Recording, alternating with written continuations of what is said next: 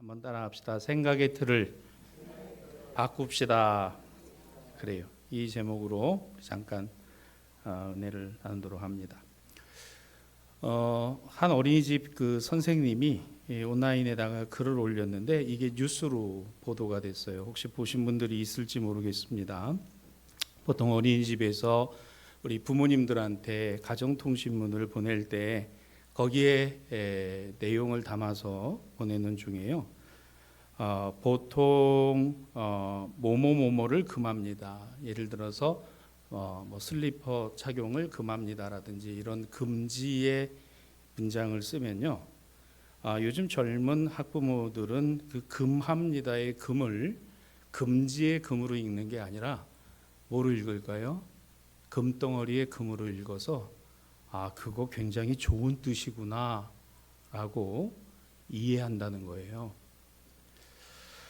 또 우천시에는 소풍의 장소를 어디로 변경합니다. 그러면 10명 중에 4명의 엄마들이 어린이집에 전화를 한답니다. 선생님, 우천시는 어디에 있는 도시인가요? 거기는 어떻게 가야 되죠? 진짜입니다. 10명 중 4명의 젊은 엄마가 어린이집에 전화를 해서 우천시라는 거를 못 알아듣는 거예요. 잘 들으세요, 여러분. 못 알아들어요. 금합니다를 금덩어리로 생각하고 우천시를 비 올 때라고 듣는 게 아니라 어느 동네에 있는 도시냐라고 묻는 거예요. 섭취, 급여, 일괄, 이게 무슨 뜻인지 모른다는 겁니다. 말의 맥락도 파악을 못하는 경우들이 있다고 이 선생님이 지적을 하는데요. 뭐뭐 해도 되지만 하지 않는 것을 권장합니다. 이렇게 가정통신문에 보내면 여러분 이거 하라는 얘기, 하지 말라는 얘기예요. 하지 말라는 얘기잖아요. 뭐뭐 해도 되지만 가급적 하지 않는 것을 권장합니다.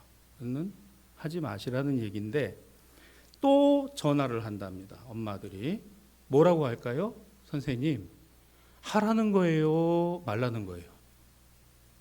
하라는 겁니까? 말라는 겁니까? 이렇게 이야기하는 엄마들이 심심치 않게 있다. 이런 현상을 두고 문해력에 문제가 있다라고 진단합니다.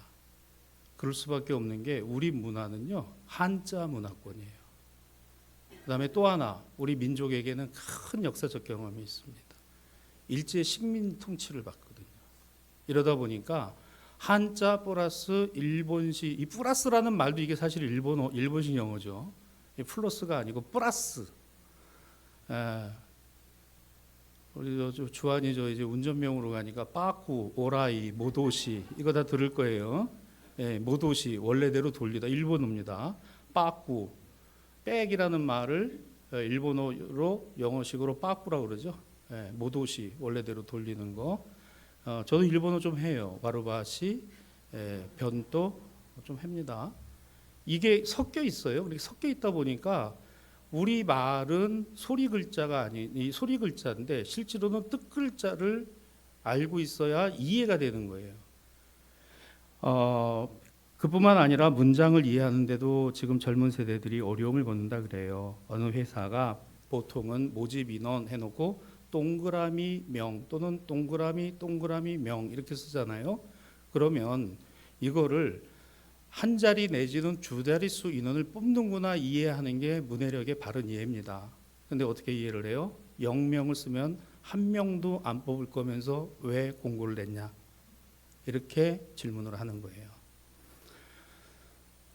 죽은 지 사흘 만에 다시 살아나시고, 사흘은 3일입니까? 4일입니까? 근데 우리 아이들 주일학교 밑에 들으는군요. 이거 시험 보면 이거 다 틀립니다. 사흘 이러면은 3일이 아니라 4일로 씁니다. 아이들이 하루, 이틀, 사흘, 나흘, 닷새, 엿새. 여러분 아이들은 이게 거의 영어 공식처럼 들려요. 우리는 이게 자연스럽잖아요. 이거를 이해하지 못하는 겁니다. 자, 그런데 보세요. 이거를 모른다고 해서 야, 이거 큰일 났구나. 이거 어떡하냐. 근데 조금 생각을 바꾸면 그러니까 표현을 이렇게 하는 거죠. 어머님, 비가 올 경우에는 어디로 모입니다. 우천시 뭐라고 하는 것보다. 그죠? 심심한 위로를 드립니다. 그걸 어떻게 이해해요? 심심하게 왜 위로를 하냐? 이 심심은 뭡니까? 마음 깊이라는 뜻이잖아요. 그러니까 이런 거를 조금 바꿀 필요가 있는 거죠. 좀 생각을 바꿀 필요가 있는 거예요. 아이들에게 중식을 제공합니다. 그러면 어떤 엄마는 10명 중 1명은 반드시 전화해서 이렇게 얘기를 합니다. 우리 애는 중국 음식 못 먹습니다. 한식을 주세요. 중식 제공을 짜장면 먹는 거로 이해하는 거예요.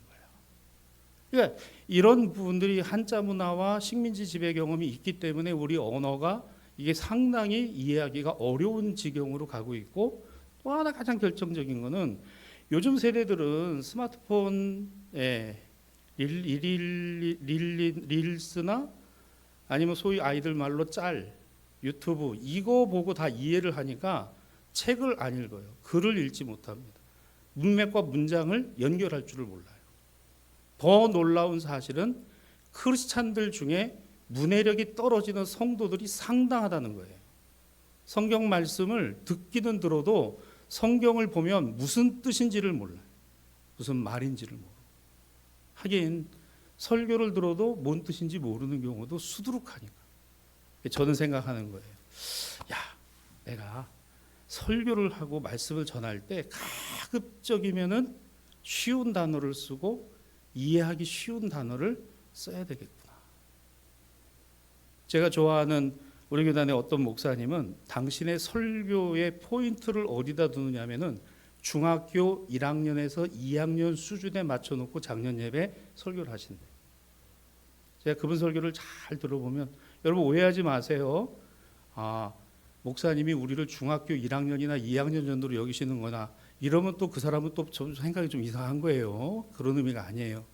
알아듣기 쉽게 한다 그 얘기입니다. 알아듣기 쉽게. 그래서 여러분들이 저를 위해서도 기도 많이 해주셔야 돼요. 우리 목사님이 설교를 우리가 아주 귀납적으로 어떻게 귀에 납득이 되도록, 아주 잘 이렇게 들려와야 된다. 그 필요하다 그 얘기죠. 생각을 바꿔볼 필요가 있다. 아, 이게 뭘까? 아, 이거를 못 알아듣네. 그러면 이거를 바꿔서 어떻게 표현할 수 있을까? 자, 오늘 말씀은 생각의 틀을 바꾸는 내용에 관한 겁니다. 여러분, 이 생각의 틀을 바꾸면요, 결과가 달라져요. 따라합시다. 틀을 바꾸면 모양이 달라지고, 모양이 달라지면 결과가 다르다.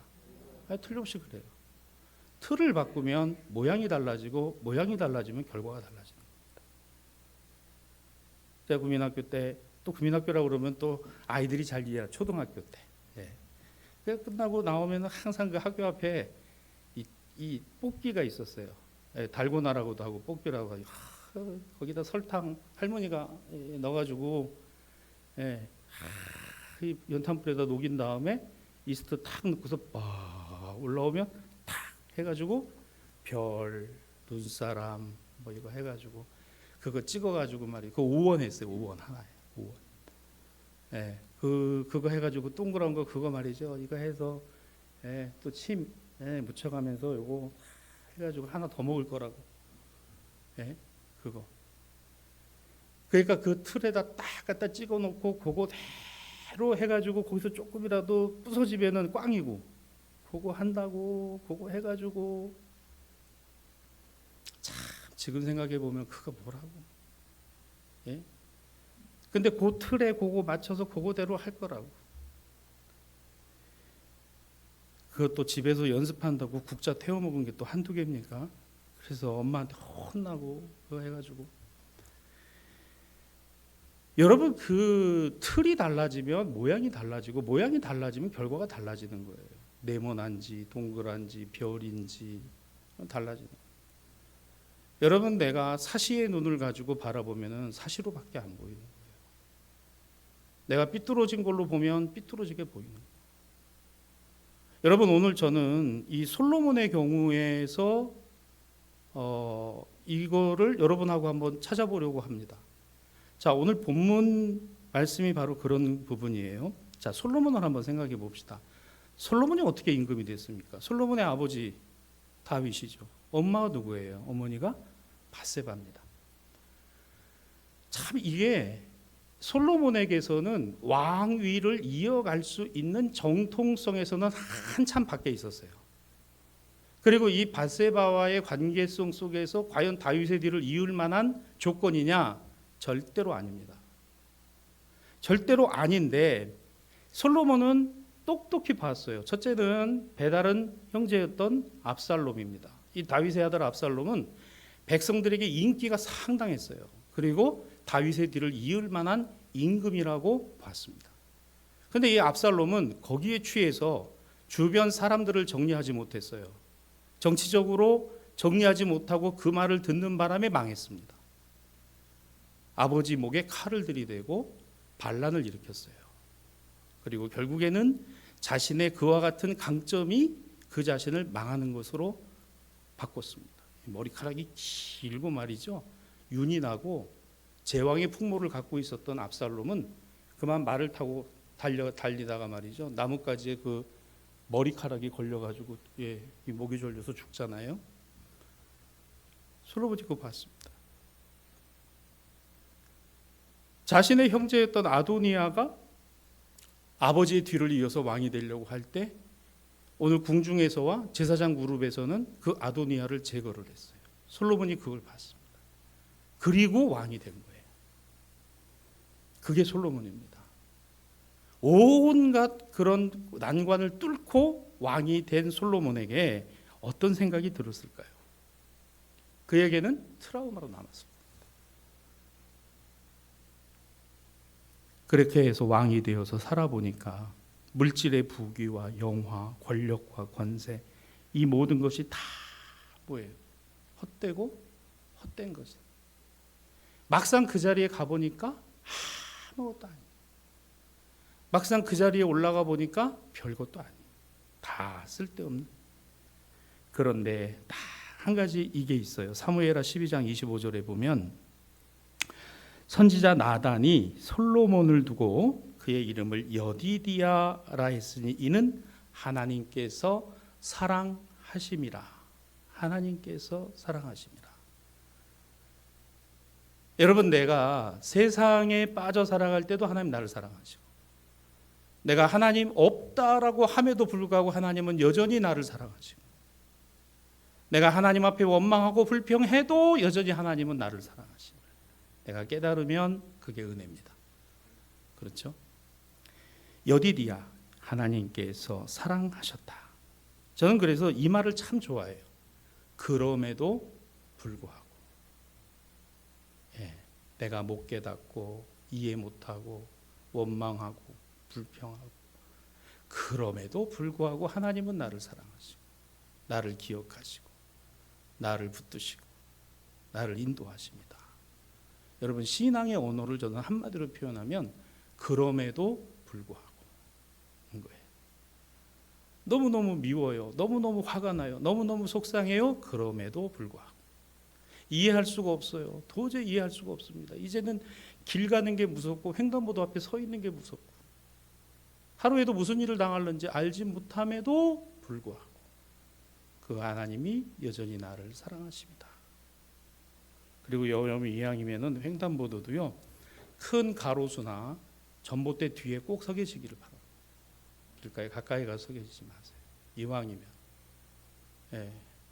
그리고 왜 우리나라 급발진 차들은 전부 70대 이상에서만 나는지 잘 모르겠어요. 70대 이상. 웬만하면 운전면허 그냥 반납하고 버스 타고 다니는 게 저는 좋을 것 같아요. 나중에 5년 10년 뒤에는 아마 여러 가지 장치 일본은 지금 법제화했죠. 그 나이 많아도 그 자동으로 쓸 수 있도록 해놓고 있어요. 요즘 차량 우리나라도 많이 좋아서 지금 이 담임 목사 차량도 지금 그렇습니다. 저거 설정해놓고 가면요, 제가 브레이크 안 밟아도 지가 서요. 어느 속도 이상에서 가다가 제가 딴짓하다가 앞차 쓴 걸 못 봤다. 그러면은 비상등 키면서 지가 씁니다. 궁금하시면 제가 한번 태워드릴게요. 네, 빠락 서요. 그 정도까지는 와 있어요. 와 있는데 참 불안해. 참 장담이 안 돼요. 그럼에도 불구하고 오늘 잠언 본문 24장 10절로 12절 말씀을 공동번역 성경으로 제가 읽어드릴게요. 화면에 나올 겁니다. 어려운 일을 당해서 힘을 내지 않으면 나는 힘을 잃고 만다. 죽을 자리로 끌려가는 사람을 건져내고 죽음에 말려드는 사람을 구하여라. 그런 사람을 모른다고 하지 마라. 사람의 마음을 헤아리시는 이가 어찌 모르시랴. 내 목숨을 지켜보시는 이가 모르시랴. 그는 행실대로 사람에게 갚으신다. 이게 지금 누구의 고백으로? 솔로몬의 고백으로. 자, 솔로몬이 왕이 되어 보니, 왕이 되기까지와 왕이 되고 보니, 이게 참 다르구나.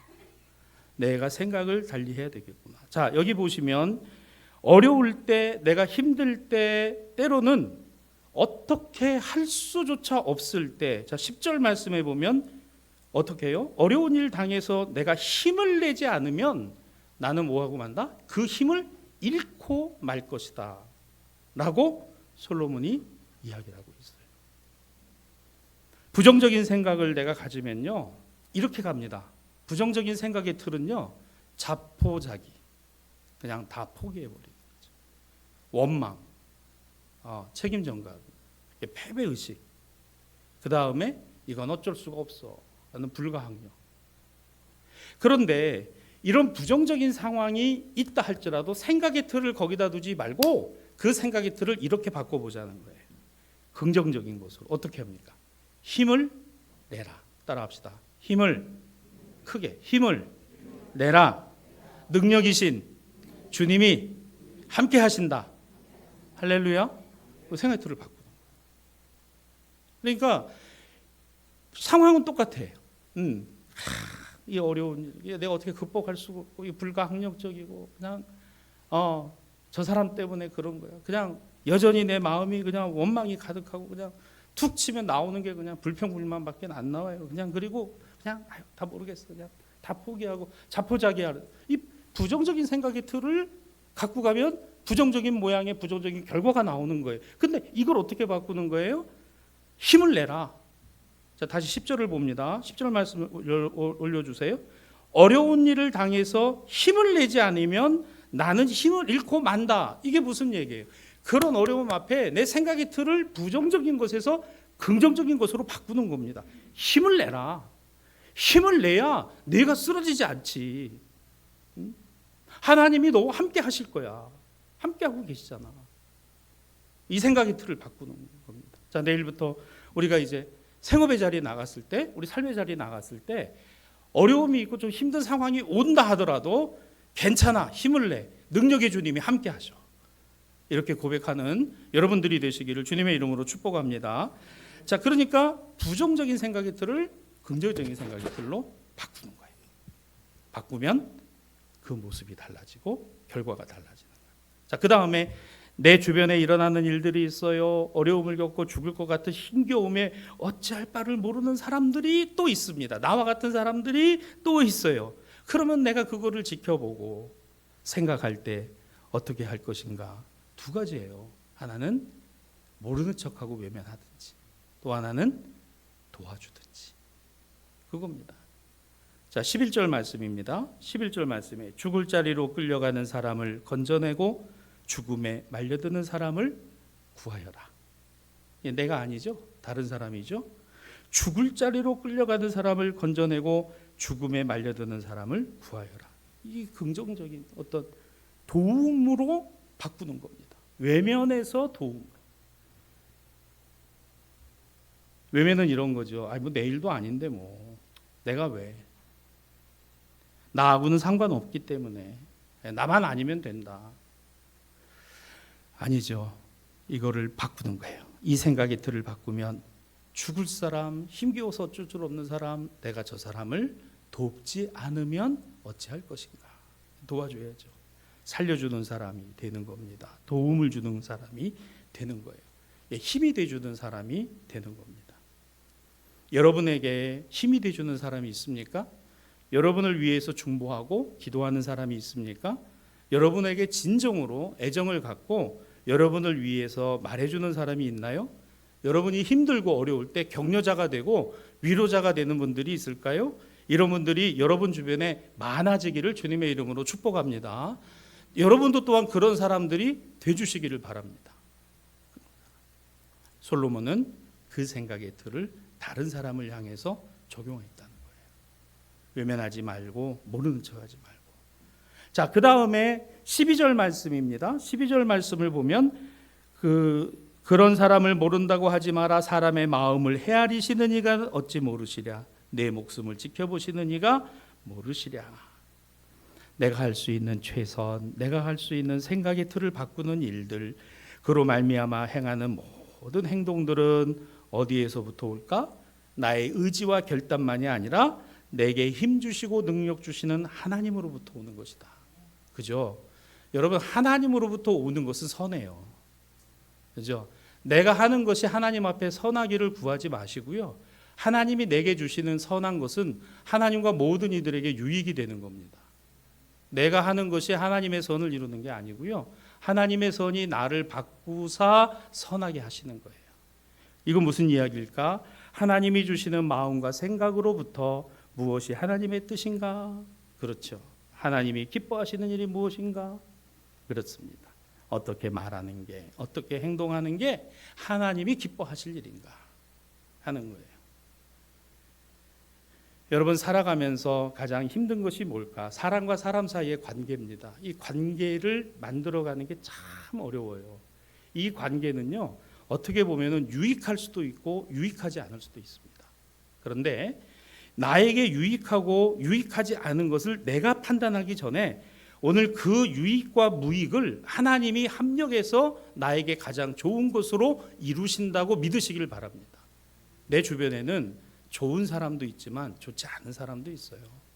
나를 도와주는 사람도 있지만 내 힘을 빼는 사람도 있는 겁니다. 그렇죠? 그런 사람들이 있을 때 나는 이게 좋고 싫음이 분명히 있어요. 그러나 생각을 바꾸면 내 주변에 좋은 사람도 있지만 그렇지 않은 사람, 좋은 사람 때문에 위로도 얻지만 그렇지 않은 사람 때문에 기도하게 되고 한 번 더 생각하게 되고 한 번 더 돌아보게 되고, 그렇죠? 이와 같이 이 일은 하나님으로부터 하나님께서 하고 계신다라는 이 믿음을 갖는 거예요. 자, 이게 바로 솔로몬이 오늘 본문에서 우리에게 주고 있는 교훈입니다. 이 틀을 바꾸는 거예요. 내가 하나님의 영광을 위해서 무엇인가를 하는 것도 중요하지만 더 중요한 건 하나님의 영광이 나를 하나님의 영광 되게 바꾸시는 것도 더 중요하다는 거예요. 야, 너 그렇게 생각하지 마. 그런 거 아니야. 인간적으로는 도저히 이해할 수 없는 것이지만 그런 일조차도 하나님이 나를 만들어 가시는 일이라면 나는 아멘할 수 있는 거죠. 도저히 이해할 수 없는 일이 우리 가정에 일어나고 우리 삶의 자리에 일어난다 할지라도 하나님이 그 일을 합력해서 선을 이루신다고 믿는다면 나는 안연한 것, 즉 다시 말해서 내 마음에 편안함이 있는 겁니다. 주님,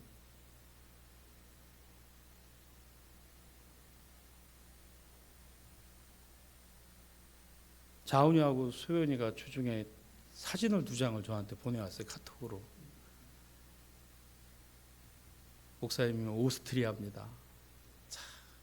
그래서 제가 수많은 음악가와 예술가들을 배출해낸 참 아름다운 곳에서 아름다운 추억을 많이 만들고 와라. 오스트리아 가보셨어요? 한번 따라합시다. 우리 자녀가, 따로 하세요. 우리 자녀가 나보다 더 낫다. 할렐루야. 내가 간 것보다 더 좋은 거잖아요. 그렇죠? 우리 자녀가 나보다 더 낫다. 36년 전에 논산훈련소 입소대를 제가 들어갔는데 33년 만에 큰아들이 들어가고 36년 만에 작은아들이 들어가요. 돌아가신 저희 아버지가 저를 논산훈련소에 넣으시면서 나는 네가 군대 안 갈 줄 알았다. 통일돼서. 당신이 군대 가실 때 그러셨대요. 그래서 제가 뭐라고 아버지께 말했냐면, 아버지, 제가 장가 가서 아들을 낳으면 걔는 군대 안 갈 겁니다. 빨리 통일됐으면 좋겠어요. 아니면 모병제가 되든지. 그때 병장 월급 15만 7천 원입니다. 지금 병장 월급이 한 200만 원 가까이 가는 것 같은데요. 내일 이제 뭐 데려다 주겠습니다만은 그 길을 가면서 제가 참 많은 생각을 하게 돼요. 아마 이 땅에 아버지와 어머니들이 아이를 군대 보내는 마음, 나라에 맡긴다, 지휘관들을 신뢰하고 맡긴다. 참 거기에 여러 가지 많은 생각을 하게 됩니다. 내 자식 아니라고, 내 아들 아니라 부속품처럼 여기고 망가지면 버릴 수도 있다는 망언을 쏟아내는 국회의원들, 자기 자식 같으면 그런 말 하겠습니까? 하긴 뭐 대통령부터 군대 안 가는데 뭐. 이런 나라 잘못됐잖아요. 선하게 나라에 복종하고 국민의 의무를 다하는 사람들은 바보 같고, 할 수만 있는 대로 빠져나가고 그런 것에서 호의호식하고 누리는 자들의 기득권이 과연 그게 정의고 바른 것일까? 그러나 이런 원망과 불평의 생각의 틀을 갖고 있으면요, 모든 게 다 잘못돼 보여요. 그런데 그와 같은 것이 옳아서가 아니라, 맞아서가 아니라, 그럼에도 불구하고, 다시요, 그럼에도 불구하고 하나님은 이 나라와 이 민족을 붙들어 주시고 우리 가정과 함께 하시고 하나님의 선한 뜻을 이루어 가신다고 믿으니까 가는 거예요. 하는 거예요. 감당하는 겁니다. 이게 신앙과 믿음의 힘인 거예요. 우리 주님은 위대하시죠. 우리 주님은 능하십니다. 우리 주님은 무소부재하시고 주님이 모르시는 게 없어요. 오늘 솔로몬이 고백하듯이 어찌 내 영혼을 감찰하시는 이가 알지 못하시겠느냐, 그가 어찌 통찰하시지 못하겠느냐, 이 말씀을 하시죠.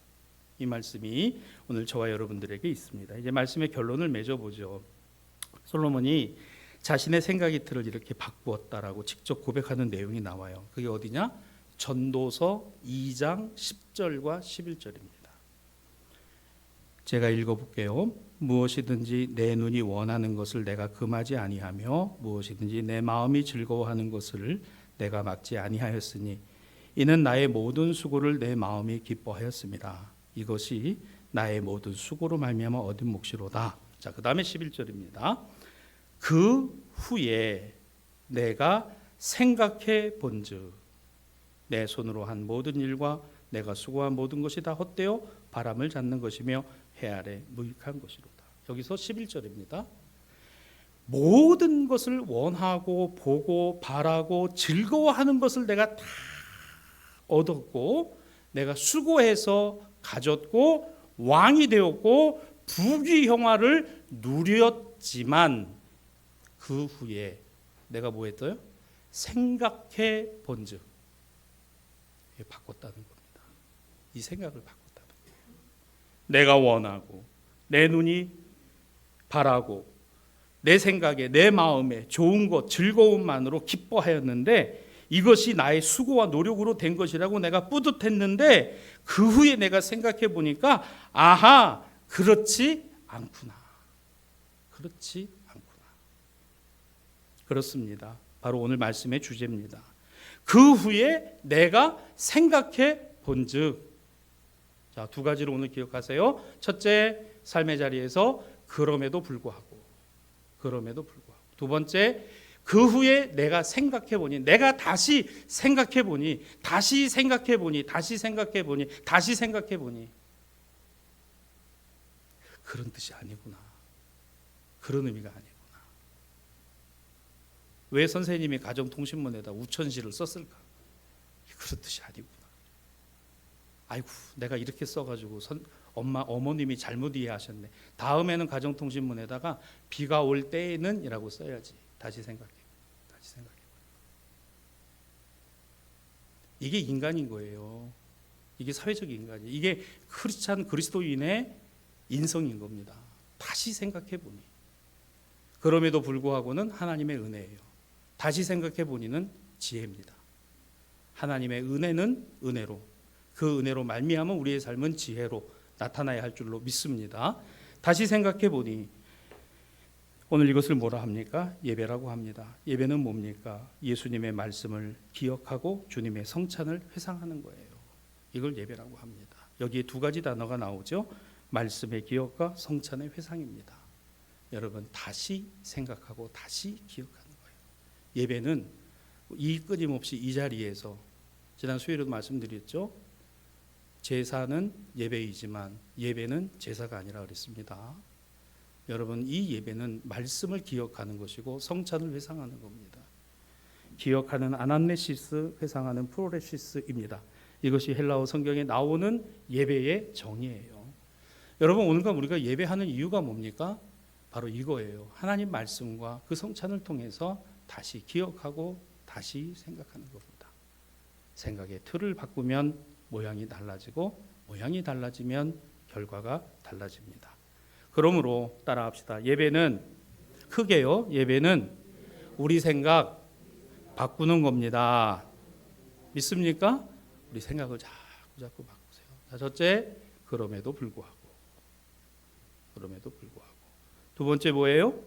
그 후에 내가 생각해 보니, 즉 다시 생각해 보니.